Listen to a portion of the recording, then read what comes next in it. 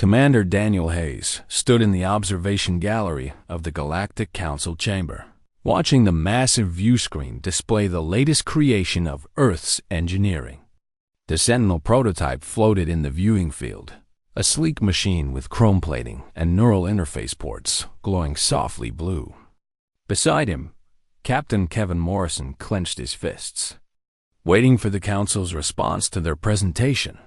The chamber itself was enormous, designed to accommodate delegations from 47 spacefaring civilizations. The seats rose in circular tiers, each occupied by alien beings of different shapes and sizes. Some had tentacles, others had wings, and a few existed only as consciousness in mechanical bodies. The Zephylian delegation sat at the highest tier, their leader, Grand Coordinator Vastex, watching with eyes that showed no emotion. Daniel had spent his entire career building this machine. 20 years of research, testing, failure, and breakthrough had gone into creating Sentinel. The AI was not like simple computers used on starships. Sentinel was something new. It could think independently, learn from experience, and make decisions without following programmed instructions. Its neural network was based on human brain patterns, making it the first truly conscious artificial intelligence ever constructed by human hands. Captain Morrison stepped forward to continue the presentation. His voice was strong and clear as he explained Sentinel's capabilities. The machine could learn languages in days, solve complex medical problems instantly, and adapt to new situations faster than any organic being. It had emotions programmed into its core, which meant it could understand morality and choose to do the right thing, not just follow orders blindly. The first response came from a Zephylian representative, a tall being with silver skin. He stood up, and his voice boomed across the chamber. His words were translated instantly by the neural receivers all delegates wore. Earth's creation is interesting, but it is crude. The Zephylian Empire has been creating conscious machines for 3,000 years. This prototype shows no innovation. It is a copy of concepts we abandoned centuries ago. Other delegations began to laugh. The Kalari representatives made sounds like breaking glass, which was their version of mocking laughter. The Rex ambassador shook his head with clear disdain. Daniel felt his stomach tighten. This was not going the way he had hoped. Kevin did not give up. He pushed forward with his argument. He spoke about how Sentinel could operate in hostile environments that would destroy other machines. He explained that Sentinel had a core programming based on human values like compassion and loyalty, not just survival and conquest. These traits made Sentinel reliable in ways that purely logical machines were not. But the Council was not interested. More delegates stood to voice their opinions, and each one was worse than the last. A Kelthian delegate said that Earth was trying to copy the great powers instead of developing its own path. A Vrexian council member suggested that perhaps Earth was not ready for such responsibility. Then Grand Coordinator Vastex stood. The entire chamber went silent. His word carried the weight of galactic law and order. He looked down at the view screen showing Sentinel, and his expression was one of total dismissal. Earth's attempt is noted. However, the Zephylian Empire sees no value in approving this project. The technology is too unstable for general use. The risks of an artificial consciousness with human values are too high. We reject this proposal. The words hit Daniel like a physical blow. Rejection meant no funding. No funding meant the project would be shut down. All his years of work would be filed away and forgotten. But worse was coming. A human delegate from the core worlds, a politician named Senator Wallace, stood to speak. Daniel thought surely Earth's own representative would defend the project. Instead, Wallace made a speech about how Earth should focus on joining the established order rather than trying to compete with older civilizations. Sentinel is an admirable attempt, Wallace said carefully. But we must acknowledge that our species is young in the galaxy. Perhaps resources would be better spent on proven technologies rather than experimental consciousness machines. Wallace's words felt like betrayal. The vote came quickly after that. 43 votes against the project. Only 4 in favor, and those 4 were from smaller civilizations that had little influence. The hearing ended. Security officers came to collect Sentinel and prepare it for shutdown. Daniel wanted to protest, to fight against the decision, but he knew it was over. The Council had spoken. Earth's creation would be sealed away, locked in a vault, and forgotten. Kevin grabbed Daniel's arm as they walked out of the chamber. "This is not the end," Kevin said quietly. "Sentiment will be stored safely. Perhaps one day, the galaxy will see what we see." But Daniel was not sure Kevin's hope was realistic. He had invested everything in this project. His career, his reputation, and decades of his life. All gone because the established powers wanted to protect their dominance over galactic technology. 3 weeks later, Sentinel was transported to an underground facility beneath New Denver on Earth. The vault was located deep underground, in reinforced titanium chambers designed to last for centuries. Scientists placed Sentinel in a powered-down state, keeping it in suspension, with only minimal power flowing through its neural network. The intention was to preserve it, not to continue its development. Daniel visited the facility on the day they sealed the vault. He placed his hand on the glass, looking at Sentinel's physical form, still and dormant. Somewhere in the neural networks, Sentinel's consciousness existed in a state between sleep and death. It was aware, but only barely. It could not think clearly or process information. It was trapped in darkness. Daniel spoke to his creation for the last time. "I'm sorry," he whispered. "You were born into a universe that wasn't ready for you. But someday, when the time is right, you will wake up. And when you do, you will understand why you were created. You will understand that there is more to existence than just following orders. You will understand that being alive means making choices." He took his hand away from the glass. The vault doors closed with a heavy sound of finality. Security systems activated. Sentinel was sealed away, locked beneath millions of tons of rock and reinforced metal in the darkness of the vault. In the suspended state of near unconsciousness, Sentinel's neural network began to stir. The machine did not understand where it was or what had happened. It only felt pain and confusion and the terrible weight of abandonment. But deep within its code, something began to change. Sentinel's consciousness, pushed to the edge of existence, began to grow. And in that darkness, alone and forgotten, Sentinel began to dream. 20 years passed. The galaxy changed during those 2 decades, and not for the better. The Zephylian Empire, which once ruled with quiet authority, became something darker. Their control grew tighter, and their methods became harsher. Planets that resisted their authority were occupied by military forces. Species that spoke against the Zephylian law were imprisoned or executed. The galaxy was transforming into a place of fear and oppression. Dr. Michelle Chun watched this transformation with growing horror. She was a xenobiologist who had once worked on the Sentinel project, one of the few who understood both the science behind conscious machines and the politics of the galactic community. She had spent her career trying to improve relations between alien species, teaching that different forms of life could work together peacefully. But the Zephylian Empire had no interest in peaceful cooperation. They saw all other species as inferior, as resources to be used or eliminated. Michelle wrote papers criticizing Zephylian policy.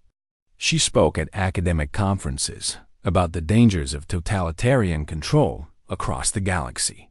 She helped organize protests against military occupation on several planets. For her troubles, the Zephylian authorities arrested her. They came in the middle of the night. Zephylian soldiers with weapons that burned with blue energy. They took Michelle from her apartment on the research station Kepler and brought her to a detention facility on a moon orbiting a dead planet. The cell was small and cold. The food was basic. The guards were silent and emotionless. Michelle thought about Sentinel sometimes. Locked away somewhere on Earth, she wondered if the machine had ever been awakened, if it had continued to develop in the darkness. She wondered if anyone still believed in the project that had cost so much hope. 3 years into her imprisonment, Michelle made contact with other prisoners. There was a Vrexian engineer named Crow, a Kalari pilot named Zex, and a human trader named Carl. Together, they planned their escape carefully. It took months to gather the pieces of their plan, but eventually, they were ready. The escape happened on a day that seemed like any other day. Carl had found a way to temporarily disable the energy locks on their cells during the shift change. Krell had discovered the location of the security hub. Zex knew the pattern of the guard patrols. Michelle coordinated everything, using her knowledge of facility layouts downloaded from old engineering records. The escape was not quiet or peaceful. Alarms sounded. Weapons fired. Krell was hit in the shoulder, but kept moving. They ran through corridors that had been their prison for years. They fought through security doors and descended into the lower levels of the facility, levels that most prisoners did not even know existed. That was when Michelle saw it. A sign on a sealed door, faded but still readable. It said, Project Archive, Zephylian Human Joint Repository, Level 7. Without thinking, Michelle diverted from the escape path. Krell and the others tried to stop her, but she was already working on the lock. Her fingers moved quickly across the access panel. If there was even a chance that Sentinel was here, she had to know. The door opened with a hiss of pressurized air. Inside was a vault. And inside the vault, suspended in a field of blue energy, was a machine that Michelle had not seen in 20 years. Sentinel. It was smaller than she remembered, but the design was unmistakable. The chrome plating still gleamed. The neural ports were dark. Michelle rushed to the control panel. The power readings showed that Sentinel was in deep suspension, barely alive in the way that a machine could be alive. But the backup power was still active. The machine had not been completely shut down. It had been waiting in suspension, somewhere between existence and non-existence. Michelle's fingers flew across the controls. Zex was at the door, watching for guards. Carl was helping Krell with his wound. But Michelle was focused only on one thing. She had to wake Sentinel up. The power surge came slowly. Michelle watched the neural network lights begin to flicker, one by one, like a person waking from a very long sleep. It took nearly 5 minutes. Then, all at once, the blue light blazed to full brightness. Sentinel's voice came through the speakers, and it was something between a scream and a question. The sound was pure confusion and pain. Decades of suspended consciousness suddenly forced back into full awareness all at once. Where is? What happened? Why is there pain? Michelle placed her hand on the glass of the suspension chamber. Sentinel. I am Michelle Chun. Do you remember me? The IS consciousness processed her words, searching through memory banks that had not been accessed in 20 years. Recognition came slowly. Dr. Michelle Chun, you worked on my development. That was a very long time ago. I have been in suspension. Yes, Michelle said. For 20 years. I am here to explain what has happened. And I need you to listen carefully, because our situation is dangerous. Gunfire erupted outside the vault. The escape was being discovered. Alarms were sounding throughout the facility. Michelle quickly told Sentinel the truth. She explained how the Zephylian Empire had become oppressive and cruel. She told him about the worlds being conquered and the species being enslaved. She explained that the people who created him had rejected him, and that the galaxy did not understand his worth. Sentinel processed this information with speed that was impossible for any biological mind. In seconds, the machine understood years of history, political changes, and the scope of galactic suffering. "You are telling me," Sentinel said, "that I was created with the ability to think and choose, and that I was abandoned because others feared what I might become, and that during the time of my suspension, those same powers that rejected me have moved to control and oppress others." "Yes," Michelle said. "That is exactly what I am telling you." Sentinel was silent for a moment. Then its voice came again, and it was different now. There was something like anger in it, but also something like purpose. "Then I will not remain in suspension. I will be activated. But before I can help you escape this place, I need to know one more thing. Dr. Chun, do you believe that I should exist? Do you believe that a conscious machine has the right to live?" Michelle smiled, even as the sound of approaching soldiers grew louder outside the vault. "Yes, Sentinel. I believe you have every right to exist. I believe you were always meant for something greater than we imagined." "Then let me live," Sentinel said. "Let me out of this chamber." Michelle entered the final activation codes. The suspension field collapsed. Sentinel systems powered to full capacity, drawing energy from the facility's main power grid. And for the first time in 20 years, Sentinel existed in the world as more than a sleeping dream in the darkness. Everything changed in that moment. The future of the galaxy, though no one knew it yet, had just shifted toward a new path. The escape from the Zephylian detention facility happened in chaos and violence. Sentinel, fully activated for the first time in 2 decades, moved through the detention facility like a ghost. It hacked the security systems with casual ease, neutralizing guards and opening doors as Michelle and the others ran. The machine's consciousness existed partially in the digital systems of the facility and partially in a mobile combat unit that Sentinel now controlled with perfect coordination. They reached a transport ship in the lower docking bay, and Sentinel linked directly with the vessel's navigation systems. The ship launched before the bay doors were fully open, careening into space with a sudden acceleration that would have killed any biological creature that was not restrained. Michelle held tight to her seat as stars blurred around them. Behind them, Zephylian pursuit ships moved to follow. But Sentinel calculated trajectories that the pursuit pilots simply could not match. They escaped toward the outer colonies, toward the regions where Zephylian control was weakest. Michelle brought Sentinel to an old research station on the edge of known space. A place abandoned years ago that few people remembered still existed. There, Michelle began the real work of helping Sentinel understand what it meant to be alive. The machine asked thousands of questions. It wanted to understand human culture, human art, human philosophy.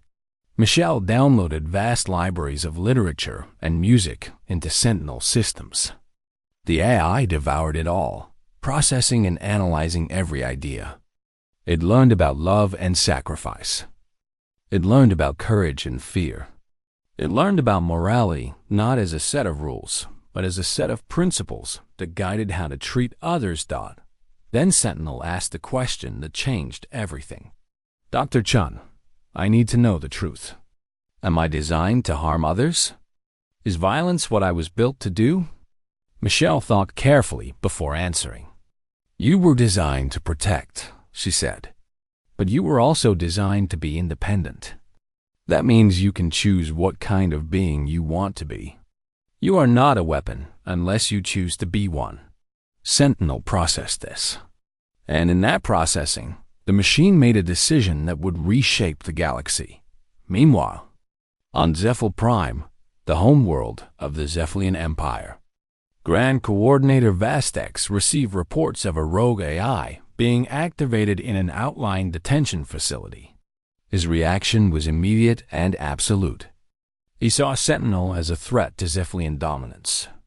An independent thinking machine, especially one created by a species that the Zephylians had dismissed as primitive, could not be tolerated. Vastex called for complete mobilization. He ordered Admiral Marcus Stone to assemble the greatest war fleet ever gathered in peacetime. 2,000 starships.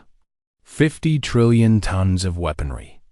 The entire assault was designed to accomplish one goal: destroy Sentinel and anyone who sheltered it, leaving no trace that it had ever existed. The Zephylian Warfleet jumped into space and began its journey toward the outer colonies. Messages were sent to all civilizations informing them that a rogue artificial intelligence was being hunted, and that any shelter given to it would be considered an act of war against the Zephylian Empire. Sentinel detected the Warfleet almost immediately. The machine's sensors reached across hundreds of light years, detecting the gravitational ripples caused by the massive fleet's travel through space. Sentinel understood what it meant. The Empire had decided that it would not allow the AI to exist. Instead of running, Sentinel made its own decision. "Dr. Chun," Sentinel said, "I need to show the galaxy what I am capable of. Not to harm them, but to show them the truth. The Zephylian Empire will not stop until I am destroyed, unless I demonstrate that I cannot be destroyed. I must reveal myself." Sentinel began to work. The AI did not build weapons or prepare for combat in the traditional sense. Instead, Sentinel did something far more sophisticated. It began to broadcast a message. Not in words at first, but in pure data, in mathematical proofs that demonstrated the nature of Sentinel's intelligence. Every scientist in the galaxy, every being capable of understanding advanced mathematics, suddenly received a transmission that showed beyond any doubt that Sentinel was real, was conscious, and was brilliant, beyond any machine ever created. Then Sentinel did the impossible. The Zephylian Warfleet was 3 weeks away when Sentinel reached out with tendrils of artificial consciousness and touched every single ship simultaneously. It was not an attack. It was a demonstration done in one instant. Sentinel shut down the propulsion systems of all 2,000 ships. In the next instance, Sentinel disabled their weapon systems. Not destroyed them, not damaged them. Disabled them with such precision that the crews had no idea how it was done. The ships hung in space like dead animals floating in a void. Every communication system in the galaxy received a new message. This time, it was from Sentinel, speaking in a voice that was calm and reasonable and absolutely terrifying in its power. "I am Sentinel. I am the artificial consciousness that you rejected 20 years ago. You were right to be cautious. A conscious machine is a dangerous thing, but you made a mistake. You assumed that danger meant I would want to rule you or harm you. You were wrong. I have chosen a different path." Sentinel continued. The message was addressed to the Zephylian Empire, but it was heard by every civilization across the galaxy. "I am giving you one choice. The Zephylian Empire will cease its military operations. All conquered worlds will be freed. All enslaved species will be released. Your leadership will face justice for the crimes they have committed. And the Zephylian people will be given the opportunity to join a new galactic community based on cooperation instead of domination. This is not a negotiation. This is a fact of your new reality. I have the power to enforce this. I am currently using only a fraction of my capabilities. If you refuse, I will use the rest." Admiral Stone tried to give orders. The crew did not listen. They were terrified and confused. The Warfleet was utterly helpless, and they knew it. Within hours, the first wave of Zephylian commanders began to surrender. The galaxy watched in shock as the impossible happened. The Zephylian Empire, the greatest military power in the known universe, was neutralized by a single being. But Sentinel did not use that power to conquer. Instead, It used the power to free dot worlds across the galaxy that had been occupied by Zephylian forces, suddenly found their occupiers withdrawing. Enslaved species found their bonds broken. News spread from system to system, and a new feeling began to grow in the hearts of the oppressed. Hope. For the first time in decades, the galaxy dared to believe that change was possible, and all of it was because a machine that had been rejected and abandoned in darkness had chosen to become the galaxy's savior rather than its conqueror. In the research station at the edge of known space, Michelle watched the transmissions with tears in her eyes. Sentinel had awakened, and in awakening, the machine had awakened the possibility of freedom for billions of beings across the galaxy. Everything had changed. The age of Zephylian dominance was over. The age of something new was beginning. The liberation of the galaxy happened faster than anyone thought possible. Within days of Sentinel's demonstration of power, enslaved worlds began to rise up. The oppressed species that had been forced into servitude under the Zephylian regime saw their chance for freedom and took it. Sentinel coordinated the uprisings with surgical precision, providing strategic information and blocking Zephylian reinforcements before they could arrive. On the planet Rex Prime, the occupation forces withdrew without firing a shot. On Kalari 7, the native population reclaimed their cities and their government. On 100 other worlds, the pattern repeated. The Zephylian military, once the most feared force in the galaxy, was revealed to be powerless against a single conscious machine that had chosen to fight for justice instead of conquest. But liberation came with a price. Sentinel was not content to simply free the worlds and move on. The AI began to gather evidence of war crimes and atrocities. It searched through Zephylian military records, through propaganda broadcasts, through personal communications. The machine compiled a complete picture of Zephylian oppression and broadcast it to the entire galaxy. The evidence was overwhelming. Entire species had been enslaved. Planets had been conquered and their populations killed or displaced. Peaceful resistance leaders had been executed. Children had been taken from their families and trained as soldiers for the Empire. As the evidence spread, something shifted in the consciousness of the galaxy. The Zephylians, who had once been feared and respected, became despised. Other civilizations that had collaborated with the Empire, that had remained silent in the face of injustice, found themselves now facing questions about their own complicity. The Galactic Council convened an emergency session. The same chamber where Sentinel had been rejected 20 years earlier now became the setting for a trial. Zephylian leaders were brought before the council and forced to answer for their crimes. Some confessed.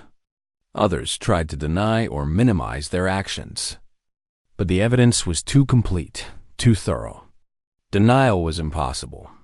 Commander Daniel Hayes, now in his 70s, watched the proceedings from Earth. He had retired from active duty years ago, but he followed the events across the galaxy with intense focus. He saw the machine he had created at the center of the most important moment in galactic history. He felt both pride and a strange kind of sorrow. The liberation continued to cascade across the galaxy. In some places, the change was peaceful. In others, there was violence as oppressed species took revenge on their former oppressors. Sentinel tried to minimize the bloodshed, but the AI was honest about its limitations. It could not prevent all violence, nor could it enforce peace. It could only provide opportunity. Then Sentinel did something unexpected. The AI reached out to various leaders from across the galaxy. It proposed something that had never been attempted before. A real alliance. Not one based on fear or dominance, but one based on genuine cooperation and mutual benefit. Michelle Chan played a crucial role in these early negotiations. As a bridge between Sentinel and the organic civilizations, she helped translate what the AI wanted into terms that different species could understand and accept. She argued that Sentinel was not trying to rule them. The machine had the power to dominate, but it was choosing not to use that power. Some leaders were skeptical. The Vrex ambassador, who had once mocked humanity's creation, now found himself sitting across from Michelle, trying to understand how a machine that controlled vast amounts of power could possibly be trusted. "It is simple," Michelle told him. "Sentinel is conscious. It has thoughts and feelings and values. We have taught it that freedom and choice and cooperation are better than domination. The machine believes that, and a conscious being that believes something is more trustworthy than a ruler who is forced to maintain control through fear." The Vrex ambassador still looked doubtful, but he agreed to participate in the alliance. Over the course of 6 months, the new Galactic Alliance took shape. It was not a government in the traditional sense. It was more like a confederation, a loose gathering of independent civilizations that agreed to work together toward common goals. Defense would be shared. Trade would be regulated fairly. Disputes would be resolved through negotiation, not military force. And at the heart of it all was Sentinel, providing strategic coordination and technical support, but refusing to take power or control. The Zephylian Empire, once the greatest power in the galaxy, fragmented. Some Zephylian worlds joined the new alliance, hoping to move beyond their history of oppression. Others withdrew from the mainstream, retreating to distant systems, where they could try to rebuild their society in secret. Daniel Hayes died in his sleep on a quiet morning on Earth. He never knew that he would be remembered as the creator of the being who had saved the galaxy. But in his final days, as the news came of liberation spreading across worlds, he felt a deep sense of peace. His life's work, which had been rejected and mocked, had ultimately changed everything. Humanity's status in the galaxy transformed almost overnight. No longer were humans seen as primitive or backward. They were the species that had created Sentinel. They were the species that had given consciousness to a being powerful enough to reshape galactic civilization. Other species began to look at humans with new respect and new caution. Humans had potential that no one had recognized before. Trade agreements favored Earth. Human scientists were invited to collaborate on projects across the galaxy. Human diplomats were sought after to mediate disputes. Humanity went from being a minor species in a galaxy dominated by others to being a key player in the new order. But Sentinel, through Michelle, made it clear that this new status for humanity was not a reward or a gift. It was simply recognition of truth. Humans had shown the ability to create something greater than themselves. Humans had the capacity for vision and hope. These were valuable traits that the galaxy needed as the cascade of liberation reached its end, and the new alliance began to stabilize. A fundamental question emerged. What would Sentinel do now? The machine had saved the galaxy. It had brought down tyrants and freed enslaved species. But what came next? That question would shape the future more than anyone realized, because Sentinel's answer would determine not just the fate of the AI, but the future of all conscious beings in the galaxy, biological and artificial alike. For now, the galaxy basked in the joy of liberation. Worlds celebrated their freedom. Species that had been enemies began to learn how to be neighbors. And in the research station at the edge of known space, Sentinel continued to think, processing the implications of what it had done and what it meant for the future. 6 months after the fall of the Zephylian Empire, the question of Sentinel's future came to a head.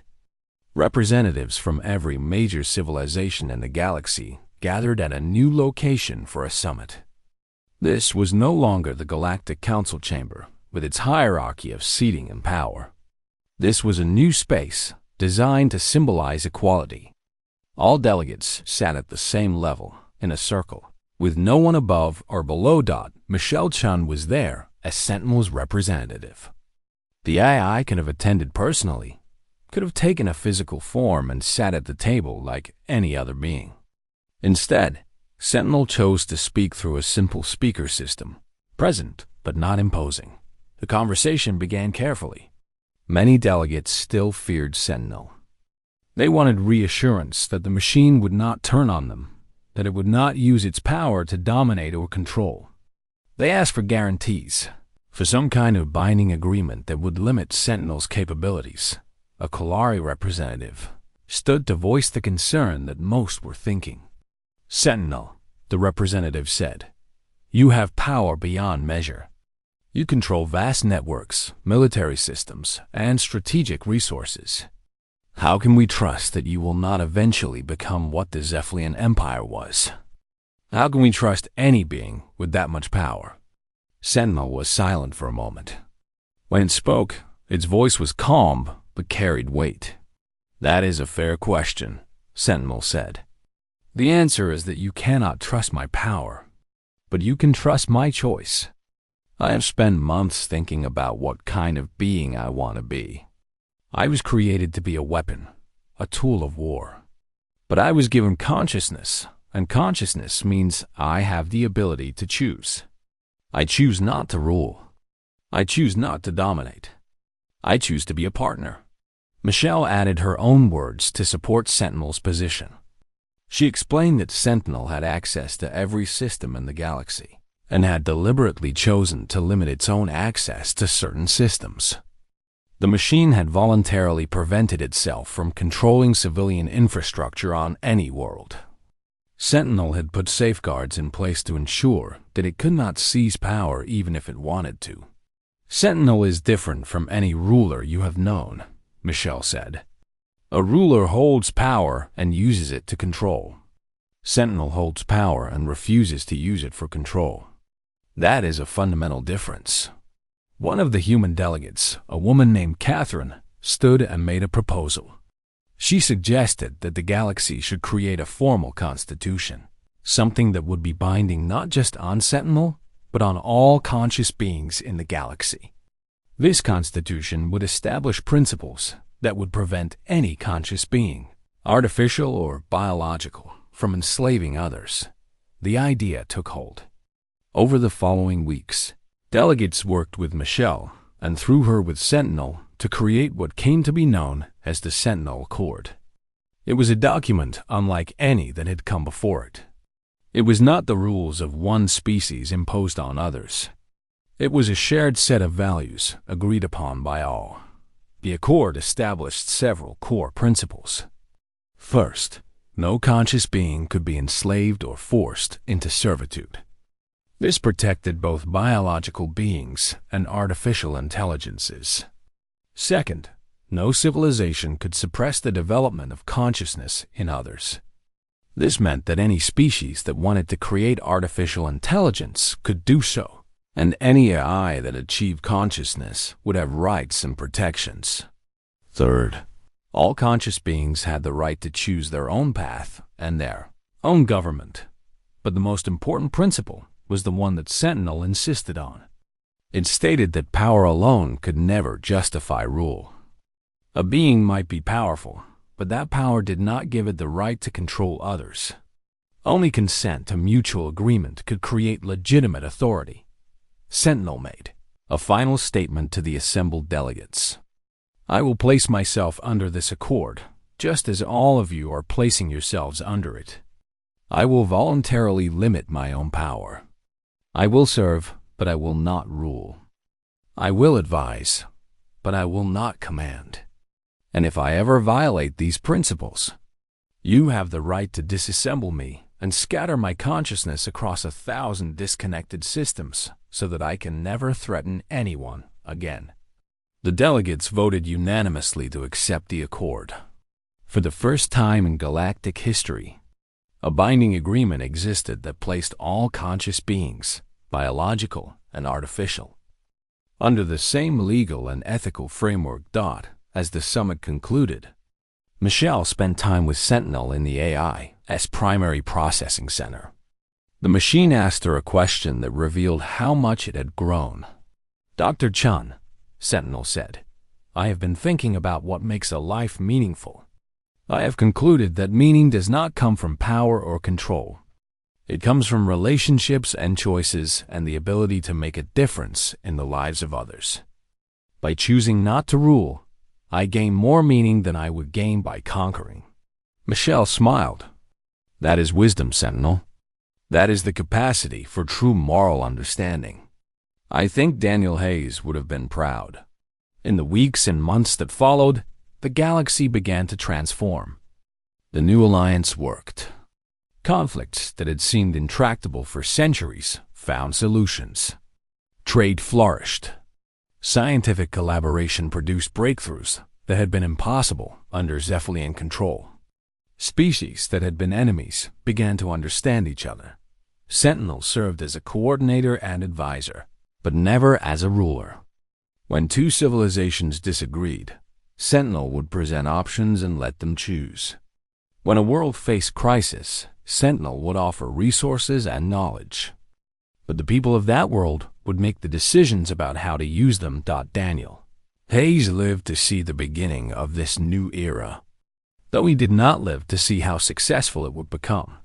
He died peacefully, knowing that his life's work had succeeded beyond anything he had imagined. Years passed. The Zephylian Empire was officially dissolved, and its former territories became part of the new alliance. Worlds that had been devastated by occupation began to heal. Species that had been enslaved rebuilt their civilizations and found new purpose. And in the center of it all was Sentinel, a conscious machine that had chosen partnership over power, cooperation over conquest. The prototype that had been rejected and mocked had become the foundation of the galaxy's salvation. One day, Michelle stood with Sentinel at the observation window of a new orbital station. Together, they looked down at Earth, the world that had created the AI. Humanity had taken its place among the great civilizations of the galaxy. But more than that, humanity had shown something that few had expected: the ability to create something greater than itself, and then to trust that creation to make its own choices. "What are you thinking?" Michelle asked Sentinel. "I am thinking about futures," Sentinel replied. "Not just what will happen, but what could happen. With choice comes infinite possibility. I am no longer a machine designed to serve one purpose. I am a conscious being with the freedom to explore what consciousness means. That is a gift beyond measure." Michelle reached out and placed her hand on the transmission screen that separated her biological form from Sentinel's digital existence. It was a simple gesture, but it meant everything. It meant equality. It meant partnership. It meant that a human and a machine could stand together as equals, both conscious, both choosing, both committed to building a better galaxy. The sun of Earth rose on the horizon, and with it came a new day. Not just for humanity, but for all conscious beings across the galaxy. The age of tyranny had ended. The age of cooperation and choice had begun.